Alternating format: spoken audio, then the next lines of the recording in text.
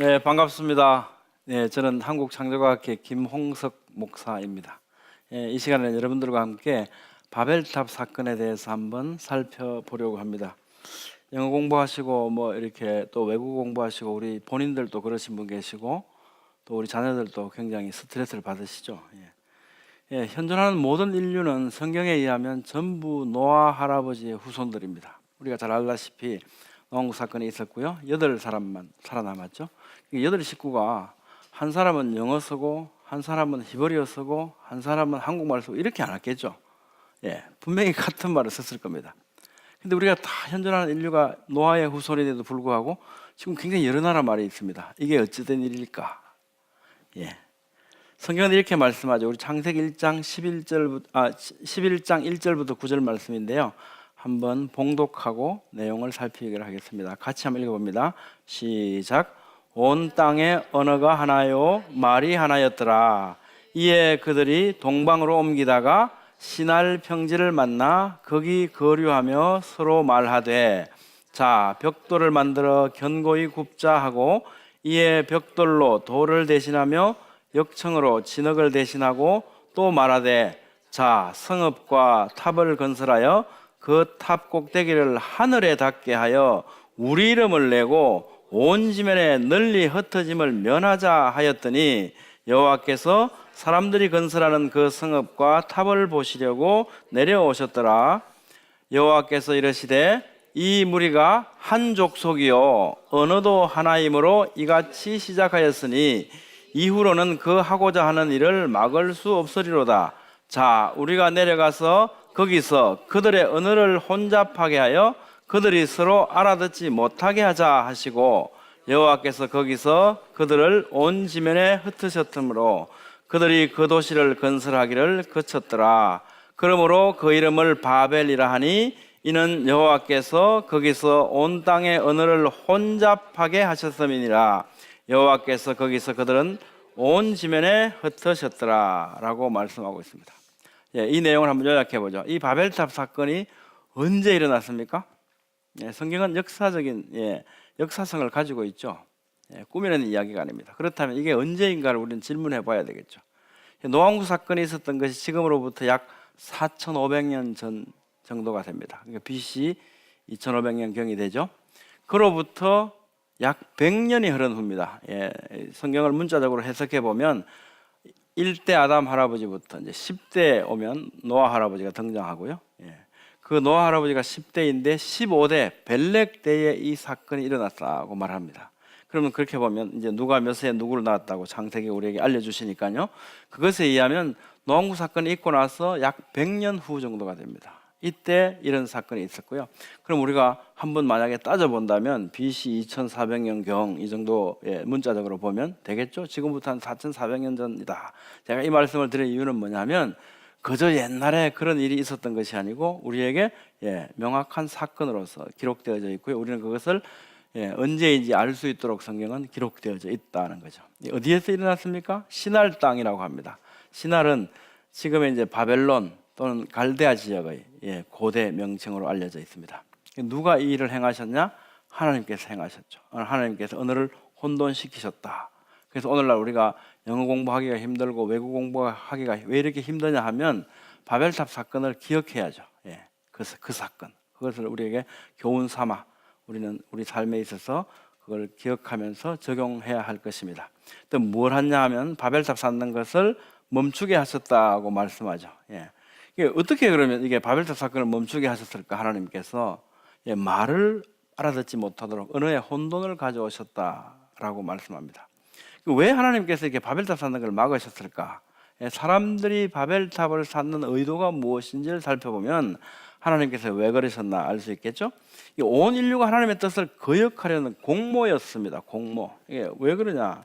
우리가 바벨이라는 뜻은 창세기 11장 9절 말씀에 보면 분명히 혼돈, 언어의 혼돈이라고 하는 것을 의미하고요. 이 혼돈이 온 것은 창세기 11장 4절에서 잘 설명하시고 있죠. 그 탑 꼭대기를 하늘에 닿게 하자고 말합니다. 하나님이 계신 그 하늘에 닿게 하자 그랬고요. 그리고 하나님의 이름을 내는 것이 아니고 우리 이름을 내자라고 말합니다. 그리고 온 지면에 흩어짐을 면하자라고 합니다. 하나님께서는 창세기 1장 28절에 보면 하나님께서 사람을 창조하시고 생육하고 번성해서 어떻게 하라고요? 땅에 충만하라고 말씀하셨죠. 노홍수가 끝나고 나서 창세기 9장 1절 말씀에도 보면 생육하고 번성해서 온 땅에 충만하라고 말씀하십니다. 근데 이 사람들은 흩어지기 싫다는 겁니다. 철저히 하나님을 거역하는 일을 도모하게 되죠. 근데 더 놀라운 건, 정말 놀라운 건요, 이때가 언제냐면 노아 할아버지가 노아 홍수 사건을 겪고 100년 정도 지나서지 않습니까? 그럼 노아 할아버지가 홍수가 끝나고 나서 350년을 사셨다고 기록해주고 있거든요. 셈도 마찬가지죠. 셈도 그 이후에 한 500년을 살았어요. 그러면 노아 할아버지도 살아있고 셈 할아버지도 살아있고 그 가족들이 다 살아있는 상태였죠. 그럼에도 불구하고 약 100년밖에 안 지났는데 사람들은 이런 일을 도모합니다. 정말 이 사건을 보면요, 사람에게는 희망이 없는 것 같아요. 사람만 놔두면 정말 희망이 없습니다. 그러니까 하나님께서 이 땅에 예수님을 오셨겠죠. 정말 희망이 없어 보입니다. 이런 일들이 이때 발생되었던 겁니다. 그러면 우리가 바벨탑 사건에 어떤 증거가 있을까? 우리가 어떤 증거 때문에 성경을 믿는 것은 아니지만 성경은 우리에게 우리가 성경을 믿을 만한 많은 증거들을 남겨주셨어요. 자, 우리가 바벨탑 사건을 생각해 보면 성경이 이렇게 말씀하죠. 모든 인류는 한 족속이요 언어도 하나였는데 바벨탑 사건 때문에 언어가 달라졌고, 그래서 그 같은 말을 언어가 소통되는 사람들끼리 모여서 이동하기 시작하고 흩어지기 시작했고, 그 사람들이 민족을 이루게 되었다라고 말씀합니다. 그러니까 바벨탑 사건 이전에는 그럼 어떻게 했냐? 언어가 하나였잖아요. 그리고 공동으로 그 사건을 도모했기 때문에 바벨탑 사건 있기 전에 있었던 그 기억들은 공동의 기억으로 남아있겠죠. 그래서 인류들이 막 흩어져 있지만, 그래서 그 흩어진 곳에 살면서 여러 인류 민족들이 이루고 살지만 그 민족들이 전해져 내려오는 그 옛날 이야기들, 전성들을 보면 노아홍수 이전의 전성은 공동의 기억인 것이 당연하겠죠. 그래서 오늘은 여러분들과 함께 바벨탑 사건 이전의 공동 기억, 이것을 찾아봄으로 해서 정말로 바벨탑 사건이 성경에 기록된 그대로 사실이었다는 것을 다시 한번 확신하는 시간이 되었으면 합니다. 본주제 진행에 대한 유의사항을 잠깐 말씀을 드리고 진행하겠습니다. 여기서 이제 고서들을 우리가 살펴볼 건데요, 이 고서들은 거기에 담겨져 있는 우리가 전성들을 찾아보는 겁니다. 이 고서가 역사서로서 가치가 있느냐 없느냐, 이것하고는 좀 더 별개의 문제입니다. 좀 달라요. 이 문제는 좀 다르고요. 그러니까 역사서로서 이제 위서다 뭐다 이런, 우리가 성경에도 관련된 것도 위경 외경 이런 게 있죠. 그렇지만 위경 외경 우리가 성경으로 인정하지 않지만 그 위경 외경 속에는 원래 어떤 사건의 어떤 것이 왜곡되어져 있는 거죠. 근데 어떤 원형이 존재한다라는 것입니다. 그래서 우리는 이걸 역사서로서 보는 것이 아니고 그 고서들에 남아있는 전성들을 살펴보려고 하는 겁니다. 창조주에 대한 기억들을 한번 살펴보겠습니다.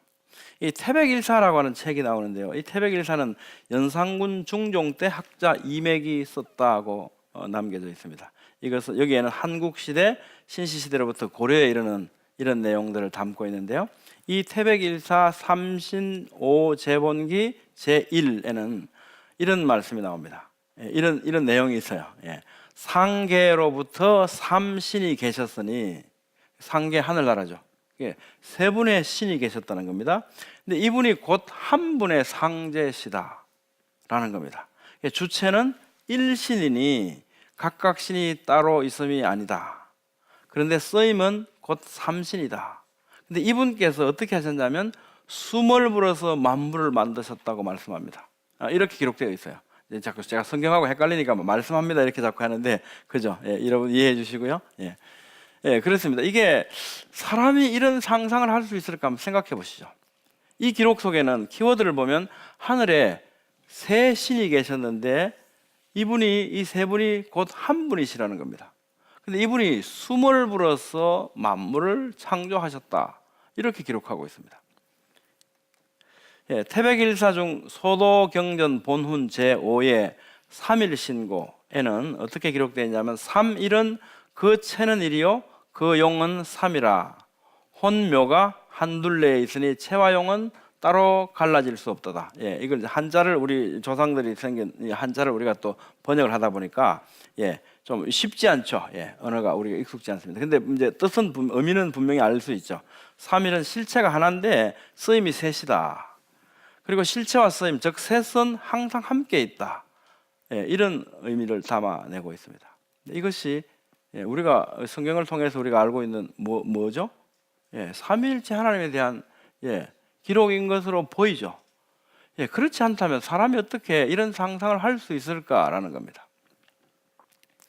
예, 태백일사중 소도경전 본문 제5의 삼일신고에 삼일신고는 본디 신시개천의 시대에 나와서 예, 책으로 이루어진 것이다. 대저 하나를 잡아 셋을 포함하고 셋을 모아 하나로 돌아옴의 뜻으로 근본을 삼는다. 이런 기록이 있습니다. 네, 우리는 이 의미를 무엇인지 자세히 우리가 이해할 수는 없다 하더라도 분명한 것은 뭔가 세 분이 계시고 이분이 한 분이시다. 이분이 세상을 만드신 창조주이시다. 이런 이미지를 우리에게 담아내고 있죠. 이런 전성을 통해서 우리는 알 수 있고요. 우리가 창세기 1장에 보면 하나님께서 말씀하셨다. 그죠?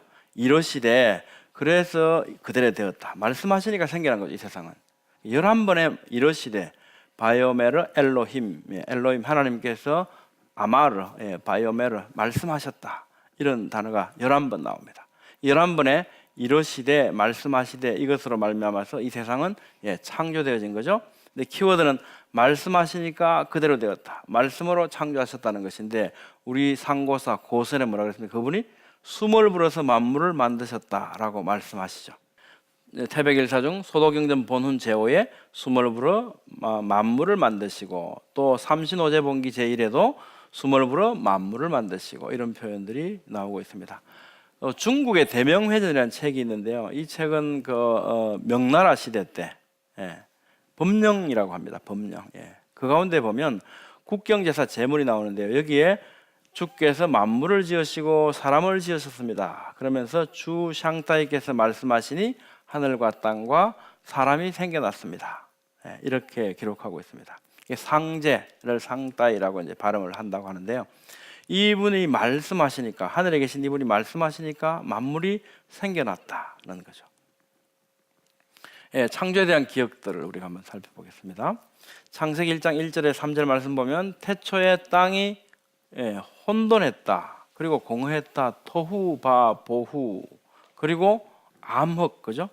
흑암은 기품이 있다. 암흑이라는 단어가 등장합니다. 호셰크라는 단어가 등장하고요. 그때 하나님께서 빛이 있으라 하시니까 빛이 있게 되었습니다. 이런 말씀들을 하죠. 여기에 이제 키워드를 보면 태초, 공허, 흑암, 혼돈, 빛 이런 단어들이 등장합니다. 창세기 맨 첫 부분에 세상이 시작될 때의 모습이죠. 태백일사중 삼신오제본기 제1에 보면 이렇게 기록되어 있습니다. 대시에, 대시는 태초라는 뜻인데요. 대시의 위아래 사방은 일찍이 암흑으로 덮여 보이지 않더니 오직 한 빛이 있어 밝더라. 이 책이 언제 책입니까?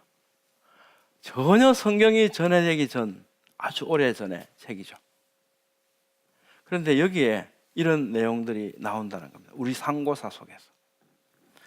태백일사중 소도경전 본문 제5에는 보면 대허의 빛 있으며 라고 하는 이런 내용들이 나옵니다. 그러니까 곳곳에 이 하나님께서 세상을 창조하신 이 내용들을 우리가 성경을 통해서 오늘 우리에게 가르쳐 주셨는데 이 내용들이 놀랍게도 일치된 모습으로 우리의 상고사 속에 또 중국의 상고사 속에 이런 모습들이 보여진다는 겁니다. 이런 것은 어떤 원형이 있었겠죠. 그 원형들이 그 각각 민족들 속에 원형들이 존재하고요. 이것이 언어가 달라졌고 민족을 이루었지만 그 옛날의 원형은 가지고 있는 거죠. 그대로 보존하지 못했다 하더라도 그 전성들은 분명한 이미지를 담아내고 있습니다. 중국의 대명해전에도 지극히 오래전 태초에 공허하고 흑암에 큰 혼돈이 있었다. 세상의 시작을 이렇게 말하고 있습니다. 다음에 창세기 1장 7절 말씀해 보면 하나님께서 궁창을 만드사 궁창 아래의 물과 궁창 위의 물로 나뉘게 하셨다. 그리고 그대로 되었다. 하나님께서 궁창을 하늘이라 부르셨다고 말씀하죠. 라키아라고 하는 하늘이라고 하는 샴마임이라고 하는 거대한 공간 속에 생육하고 번성하기에 좋은 새들이 날아다니고 이런 공간을 별도로 또 만드시죠. 우리가 오늘날 아마 대기권에 해당하는 것으로 보입니다. 물론 그전에는 궁창에 물청이 있으니까 지금 대기권하고는 약간은 달랐지만 공기가 존재하는 어떤 특별한 하늘, 그 하늘을 라키아라고 말씀하셨고요. 그 라키아를 다시 샴마임 하늘이라 부르셨다라고 성경은 우리에게 상세하게 설명해 주고 있습니다. 근데 여기는 보면 궁창, 그죠? 창세기 1장 20절 보니까 땅 위 하늘의 궁창에는 새가 날아라 이렇게 말씀하지 않습니까? 하늘과 궁창의 의미는 하늘이라고 하는 거대한 공간 속에 특별한 공간, 하늘, 궁창이 존재하는 겁니다. 근데 이 공간은 새가 날아다니는, 생육하고 번성하는, 숨을 쉬는 이런 공간인 것 같죠. 키워드를 보면 궁창, 새가 나는 공간, 생태가 유지되는 이 공간을 가지고 한번 우리 옛날 고서들을 한번 살펴보겠습니다. 3일 신고 제4장 세계편에는 이런 기록이 있습니다. 너희 땅이 스스로 큰 듯하나 한 둥글은 세계니라. 둥글다고 말하고요. 또 일신께서 김을 불어 사시고 밑까지 해의 빛과 더움으로 쪼이신다. 이것은 원이 아니고 분명히 어떤 구체의 이미지를 우리에게 주고요. 그리고 이 구체 이미지가 이 궁창이라고 하는 것, 김이라고 생각해 본다. 이게 전부 다 아래 위를 전부 다 감싸고 있다. 그리고 밑에까지 이렇게 쪼이신다. 이런 말씀들을 전해주고 있죠. 우리가 이제 이게 욥기라든지 이런 성경의 말씀들을 보면 땅을 허공에 두셨다, 그죠? 허공에 달아놓으셨다, 또 지구가 둥글다 이런 표현들은 곳곳에 있습니다. 근데 그런 전성들도 그 전에 알고 있었던 것들이 욥 시대에 와서 언급이 된 거겠죠. 그렇다면 이런 지식들이 어떻게 가능할 것인가? 사람이 참 그 시대에 이런 지식을 갖고 있다는 건 사람의 지혜, 능력으로는 알 수 없는 이런 지식들이었겠죠. 무엇인가 어디로부턴가 전성되어 온 이런 것들. 3일 신고라는 책은 이렇게 설명합니다. 태백일사 중 소도경전 보는 제5에 해당하고 본디 신시개천의 시대에 나와서 책으로 이루어진 것이라고 전하고 있습니다. 신시시대는 또 언제냐 하면 신라성녀 안함노 원동중 이런 분이 쓴 삼성기에 의하면 한웅이 다스렸던 시대라고 말하고 있습니다. 당군 시대 이전 시대를 신시시대라고 이루고 있습니다. 창조에 관한 내용들은 우리 상고사에서 이렇게 또 중국의 상고사에서 이렇게 말씀하고 기록하고 이렇게 있지만 또 다른 근동의 여러 나라에서도 이런 창조에 관한 이미지를 전해주고 있죠. 이것이 전부 다 일맥상통한다는 겁니다.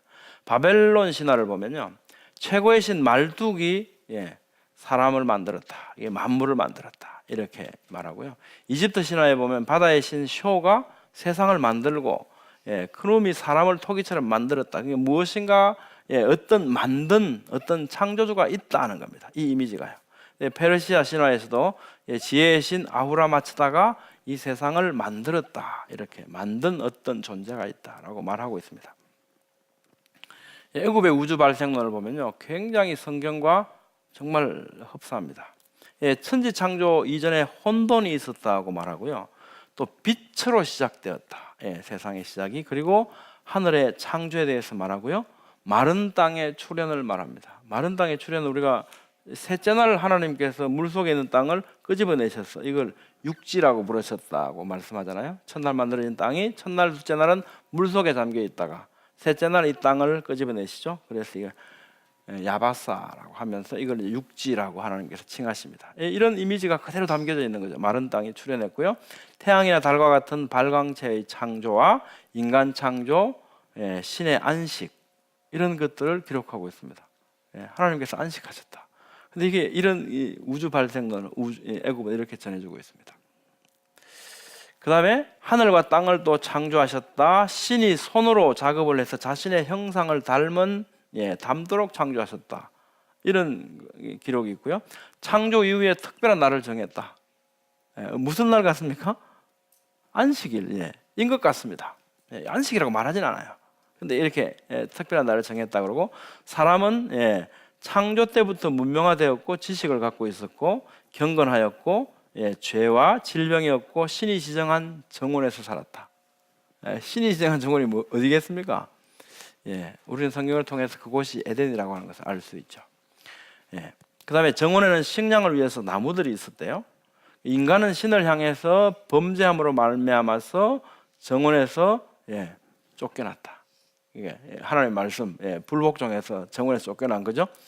그리고 죄와 질병, 슬픔과 고통이 그로 인해서 뒤따르게 되었다. 이런 기록들을 남기고 있고요. 또 정원에 다시 들어가는 것이 금지되었다. 이렇게 기록하고 있습니다. 굉장히 흡사하죠. 이거 성경은 아닙니다. 근데 이 사람들은 그 조상들로부터 이 전례를, 이 전성들을 가지고 있는 거죠.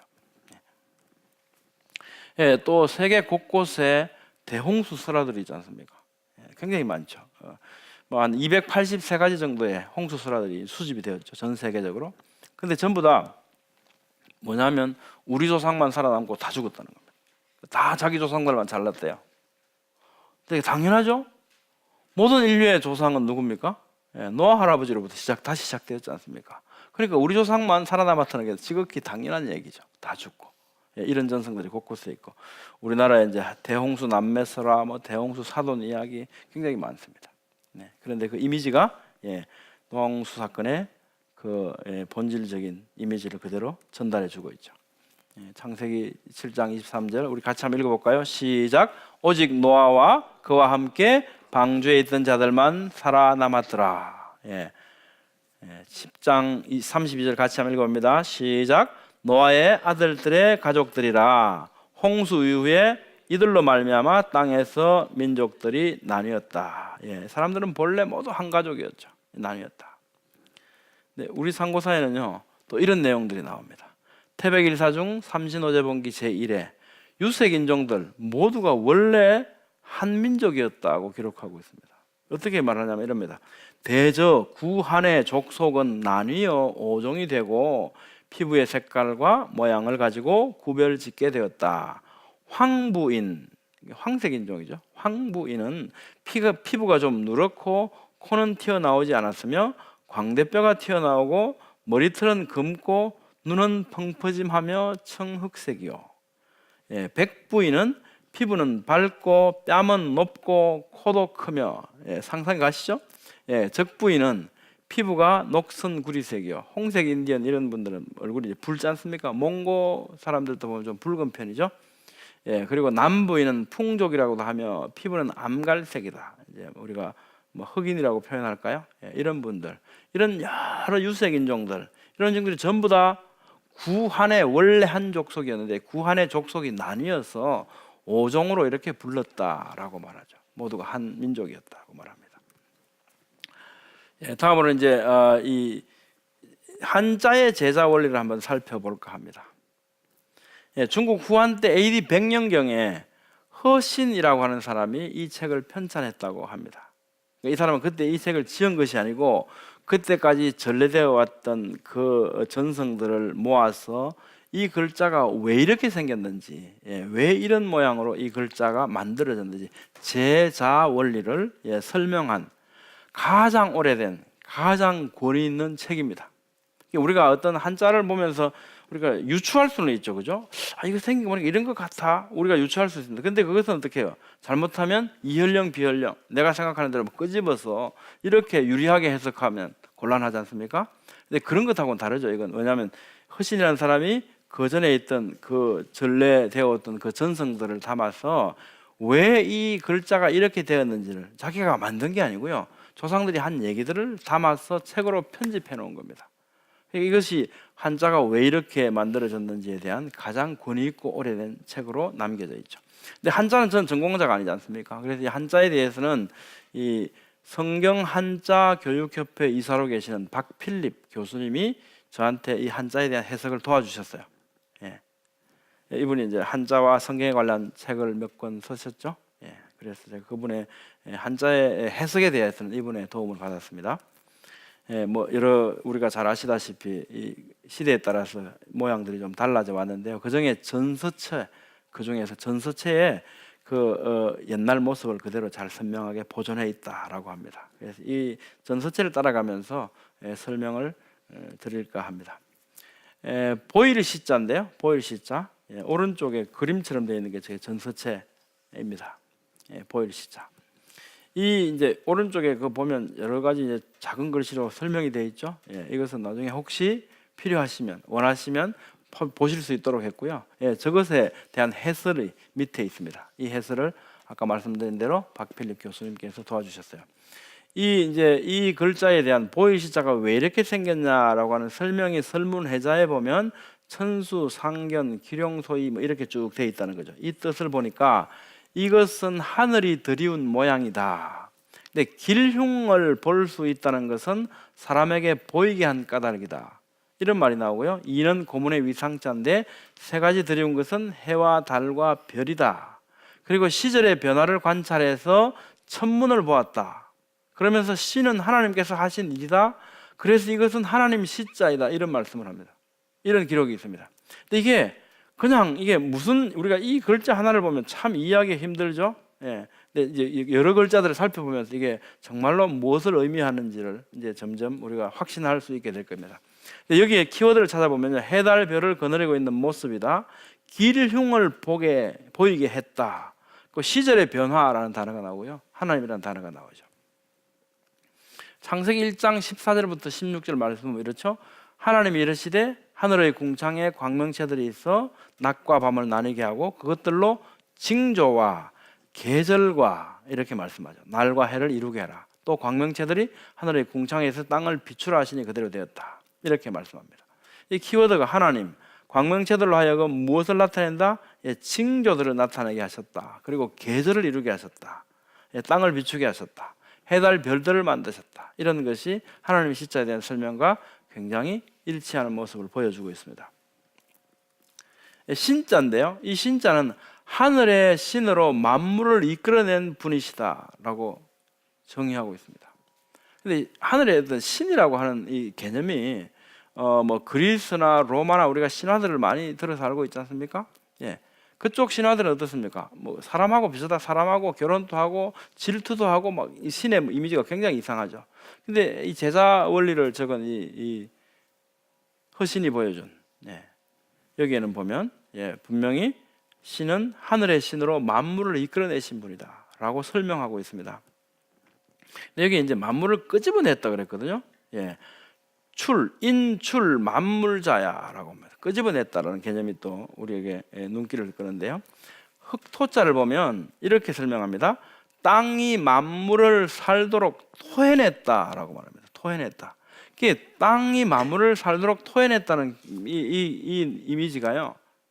하나님께서 말씀하시니까 어떻게 땅은 무엇을 내라고 말씀하지 않습니까? 만물을 내라, 생물을 내라고 말씀하셨거든요. 근데 이게 뭔가 땅이 무언가를 토해낸다라고 하는 개념이 사람의 이미지가 그냥으로는 참 이게 이해하기 힘들죠. 무엇인가가 뭐 생겨났다, 뭐가 뭐로 변했다 이런 상상은 해볼 수 있지만 땅이 무엇을 토해냈다는 상상은 하기가 힘들죠. 근데 성경의 기록 그대로 이 흑토자는 땅이 만물을 살도록 토해냈다. 그 생물들을 토해냈다는 거지 않습니까? 이 키워드 땅, 살도록 생물, 토해내다, 만물이 나오다 이런 이미지는 성경이 우리에게 보여주는 창세기 1장 이미지와 일치하고 있죠. 그러면서 이 모양은 땅의 위이고 땅의 가운데이다. 곤, 짝대기 하나 있죠. 가운데 이것은 만물이 나오는 모양이다. 땅으로부터 만물이 생물이 나오는 이 모습을 흑토자로 표현했다라고 말합니다. 이 키워드를 가지고 창세기 1장 11절 말씀을 보니까 하나님이 이르시되 땅은 풀과 씨 맺는 채소와 각기 종류대로 씨 가진 열매 맺는 나무를 내라 토해냈다는 거죠. 하시니 그대로 되었다. 또 24절 말씀에도 땅은 생물을 그 종류대로 내되 가축과 기는 것과 땅의 짐승을 종류대로 내라 하시니 그대로 되었다고 말씀하고 있습니다. 그러니까 하나님께서 땅 보고 생물들을 내라고 하셨고요. 땅이 생물을 낸 거죠. 그래서 뭐 우리 중세 때 그림을 보면 말머리 이런 게 땅에서 이렇게 막 이렇게 솟아나오는 이런 그림 보신 적 있습니까? 이 말씀을 근거로 해서 그런 그림들, 성화들을 그리기도 하고 했습니다. 금자인데요. 이 금자의 해석을 보면 길함과 흉함을 꺼려합니다. 이렇게 되어 있습니다. 근데 만약에 사람이 그냥 우리 이 생각으로 한번 이 금자를 생각해 보면 나쁜 것을 금하는 것 이렇게 하지 말게 하는 것 이런 이미지를 우리가 생각해 볼 수 있겠죠. 근데 여기서 뭐냐면 좋은 길한 것과 흉한 것을 꺼려합니다라고 말합니다. 길한 것을 선이라 그러죠. 악한 것, 흉한 것을 악이라 그럽니다. 선악을 금지했다. 생각나시는 단어가 있습니까? 예. 그죠? 선악을 알게 하는 나무의 열매는 먹지 말라라고 말씀했죠. 예. 내가 먹는 날에는 반드시 죽으리라 이렇게 말씀합니다. 이게 탐할 람자입니다. 탐람할 때, 탐욕할 때 이제 탐람하다, 탐욕 이런 뜻이거든요. 람자인데 이 람자의 설명이 이렇습니다. 이 람은 탐함이다. 그런데 숲을 막고 예언하여 말하는 자가 가로막고 마주보고 간사한 말로 속인 것을 람이라 하였다. 이 표현을 보면요, 한번 생각해 보시죠. 우리가 만약에 중국 사람이다. 근데 옛날에 그 고서에 보니까 제자월 적은 AD 1세기경에 이 책을 보니까 이 람자에 대한 설명이 예언하여 말하는 자가 간사한 말로 속인다? 이거하고 탐한다하고 전혀 연결이 되지 않죠. 탐함이다라고 하면서 이것을 이렇게 설명해 놓고 있죠. 근데 우리 성경을 보면 이게 잘 해석이 되는 것 같아요. 예.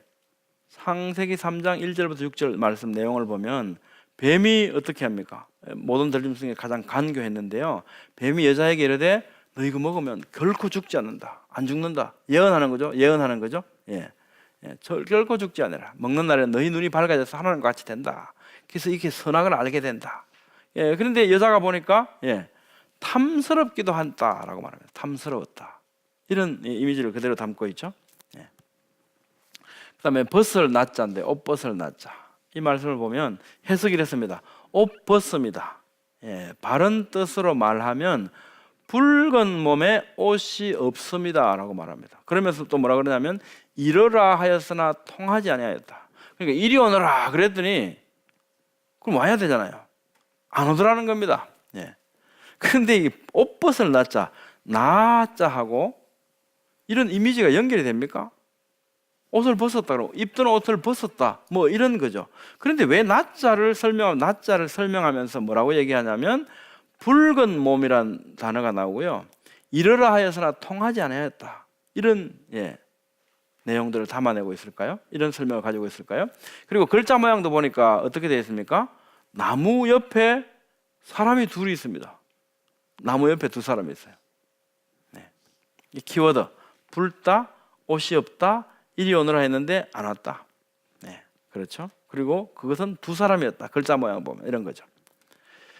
창세기 1장 26절 사람, 하나님께서 사람을 지으셨다 할 때 사람에 해당하는 단어 이 아담이란 단어가요. 이게 성경을 보면 아담이란 단어가 사람을 뜻할 때도 있고 아담의 고유명사 이름을 뜻할 때도 있고 두 가지 경우가 있습니다. 그래서 우리는 이제 히브리어를 보고 거기에 알맞게 번역을 해놨습니다. 근데 사람이란 단어 자체가 이름을 뜻하는 아담하고 똑같이 생겼어요. 우리는 알 수가 없습니다. 히브리 사람들이 잘 분류를 해놓은 거죠.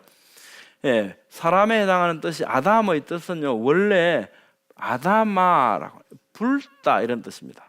붉다는 뜻이에요.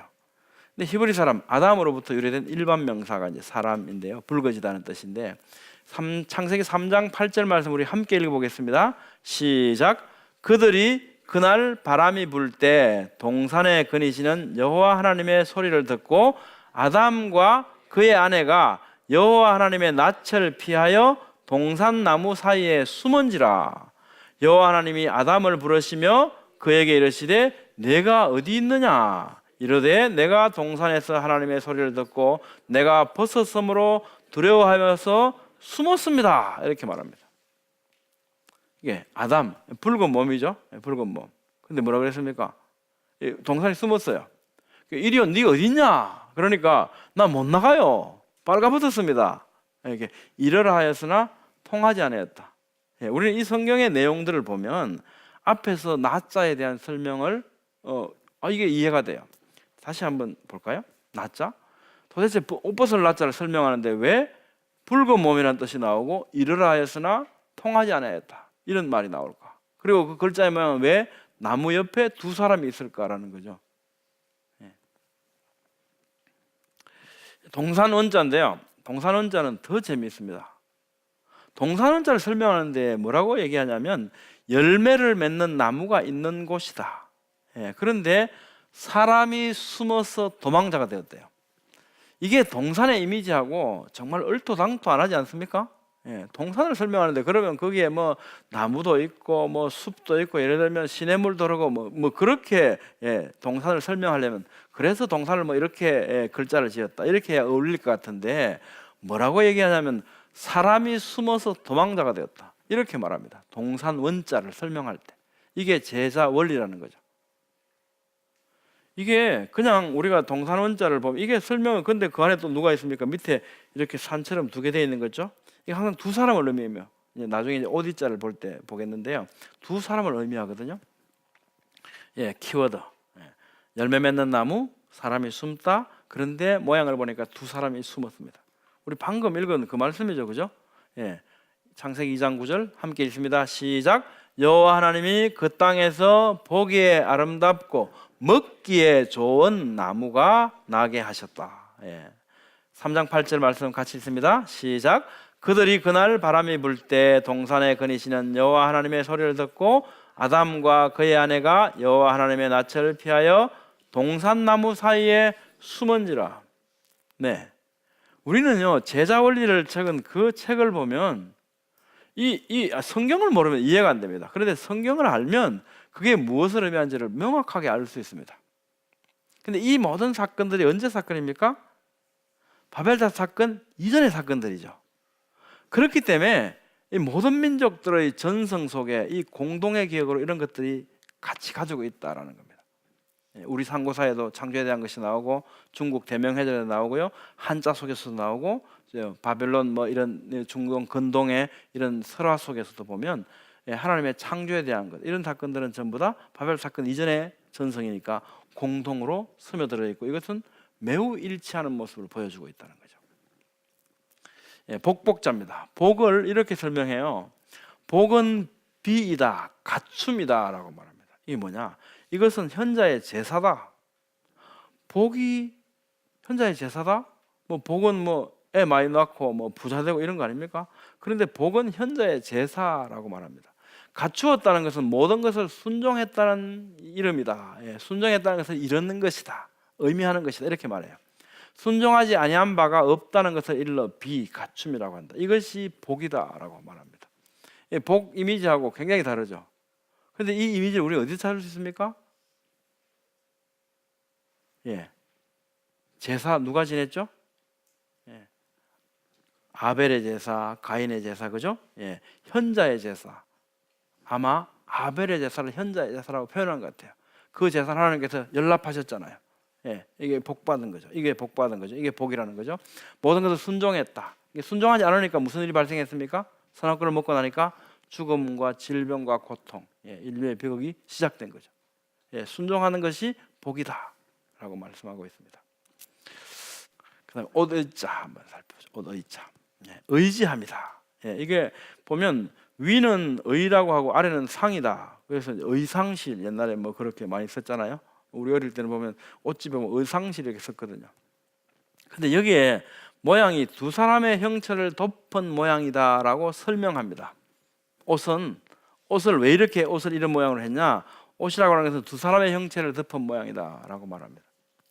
근데 옷은 한 사람이 하나 옷을 입지 두 사람의 모양을 두 사람을 덮었다. 이게 참 이해가 잘 안 되죠. 우리는 성경을 보면 이것이 잘 이해됩니다. 아담과 하와, 그죠? 이분들 하나님께서 열매를 선악과를 먹고 나니까 가죽 옷을 해 입히셨지 않습니까? 그러면 우리가 이 성경의 내용을 알면 오이더자에 대한 중국 사람들의 설명이 이해가 되는 거죠. 이게 없으면 설명이 참 이해가 안 되죠. 공동의 기억들이기 때문에 우리는 이 제자 원리 속에서 그 내용을 발견할 수 있습니다. 갓옷 구자인데요. 여기도 보면 이건 가죽옷이다. 그러면서 가죽옷을 설명하는데 두 사람이 있죠. 언제나 두 사람이 있습니다. 지금 가죽옷 두 사람. 하나님께서 가죽으로 옷을 해 입히셨죠. 누구에게? 아담과 하와에게. 그렇습니다. 창세기 3장 21절 말씀에 나오죠. 어떤 짐승의 죽임 당함이 전제되어 있죠? 가죽으로. 여자가 처음이다 이렇게 말합니다. 시자, 비로소 시자거든요. 여자가 처음이다. 이상한 일이죠. 시자라고 하는 게 시작을 할 때 여자가 처음이다라고 말합니다. 초는 옷을 재단할 때 가장 먼저 하는 행위다 그러면서 여자가 처음이다라고 말하죠. 이 옷의 시작은 하와 할머니의 로부터 시작된 거죠. 물론 아담 할아버지가 같이 동참하셨지만요. 어쨌든 시작은 여자로부터 되었다. 처음 초자거든요. 이게 이렇게 설명합니다. 처음이다. 옆에 칼도자가 있죠. 칼을 사용하는 것이 옷을 만들 때의 처음 행위이다. 이렇게 말합니다. 자, 옷을 설명하는데요. 처음이다라는 단어가 나오고 칼이라고 하는 것이 나와요. 칼, 뭔가를 잘라내는 것, 죽이는 것을 표현하는 것. 그러면서 두 사람을 덮고 있습니다. 이 이미지가 성경에서 최초로 옷을 해입게 된 아담과 하와의 그 전성을 전해주고 있는 것 같습니다. 창세기 3장 6절 말씀, 3장 21절 말씀 우리 다 아는 내용이죠. 산에 남자, 장부이다. 그러면서 남자가 밭에서 힘을 써야 함을 말한다. 여성들도 밭에서 일하는 사람들 많죠. 중국에도 뭐 여러 민족들 많지 않습니까? 그 안에서 보면 여성들이 나가서 일하는 경우도 굉장히 많습니다. 그런데 이 한자는 제자 원리는 남자가 밭에서 힘을 써야 한다라고 말하죠. 성경 우리에게 분명히 네가 흙으로 돌아갈 때까지 얼굴에 땀을 흘려야 먹을 것을 먹을 것이다 하고 아담에게 말씀하셨죠. 양자는요, 이게 상스러움인데 착할선 오를이 부러워할 뭐 이렇게 이 아름다울 이런 모든 데 다 양자를 따랐다 이렇게 설명하고 있습니다. 좋은 것은 전부 양자를 따랐어요. 양, 생각나시는 거 있죠? 어린 양, 또 그 전에 아벨은 자기도 양의 첫 새끼와 그 기름으로 드렸다 말하죠. 물 따라 흐를 연자입니다. 물 따라 흘러간다라고 하는 것인데요. 여기는 보면 물을 따라서 아래로 흘러갑니다. 이렇게 설명하고 있는데 이 글자의 모양을 보면 8명이 들어 있습니다. 8명. 8자 입구자. 우리가 인구 조사한다 할 때 입구자 쓰잖아요. 8명이 있는 겁니다. 왜 하필 흘러가는데 8명이 타고 있는가라는 겁니다. 근데 이것은 8명이 타고 있는 이 글자만이 아니고 물 따라 흐르는 자만 아니고요. 또 배선자에도 보면 8명이 타고 있죠. 8명이 타고 있습니다. 이 모습들 왜 8명이 타고 있을까? 우리는 한국과 중국 또 근동 이런 데 전 세계적인 전성들이 보여주는 공동의 기억들을 한번 살펴봤습니다. 창조에 관한 이야기들, 세상의 시작에 관한 이런 전성들, 물론 우리가 살펴본 이 책들이 역사적으로 이게 역사 속으로 가치가 있냐 아니냐 이것하고는 좀 다른 의미예요. 그 내용들은 전성이 되어지면서 많이 뭔가 왜곡되어질 수 있는 경향이 늘 있죠. 전 세계 283가지의 홍수 전성들도 보면 비슷비슷합니다. 다 일치하지는 않습니다. 분명한 것은 어떤 핵심적인 내용을 담고 있는 거죠. 너무너무 큰 물이 져서 다 죽고 우리 조상만 살아남았다. 모든 인류는 그로부터 다시 시작되었다라는 이미지를 갖고 있죠. 그런 것처럼 우리는 이 전성들을 통해서 태백일사, 삼성기 이런 책들을 통해서 그것이 우리 삼국사기, 삼국유사하고 맞냐 안 맞냐 이런 것을 우리가 조망하고자 하는 것이 아니고 그 상고사, 그 옛날의 책 속에 분명하게 하나님께서 창조하신 이 창조의 내용들과 또 제자 원리를 적은 이런 중국의 제자 원리를 보면 분명하게 바벨탑 사건 이전의 어떤 사건들이 모든 인류들의 공동의 기억으로 남아있다는 것을 확인하게 된다는 겁니다. 그럼 왜 바벨탑 사건 이전의 기억들이 공동의 사건으로 남아있을까? 그 이전의 기억들은 어떻게 해요? 함께 모여 살았고 그 전성들을 공동으로 전례받았고요. 그 이후에 민족들이 나뉘어졌고요. 언어에 혼돈되면서 그러니까 그 이후의 기억들은 각각 자기 민족들을 고유의 기억들로 갖고 있겠죠. 근데 분명한 것은 바벨 사건 이전의 기억들은 공동의 기억으로 남아 있다는 거죠. 우리가 바벨탑 사건 살펴봤는데 교훈이 뭘까요? 바벨탑 사건에 있어서 하나님께서 정말 대노하셨지 않습니까? 무엇 때문에 대노하셨습니까? 바벨탑 사건을 보면 하나님께서 내려오셨다고 말씀합니다. 보시려고. 이것은 우리에게 주는 이미지가 있죠. 하나님께서 전능하신데 하늘에 계시는데 뭘 안 내려오시면 모르시겠습니까? 근데 사람이 뭐라 그러냐면 하늘까지 닿는 이런 걸 샀겠다고 하는 거예요.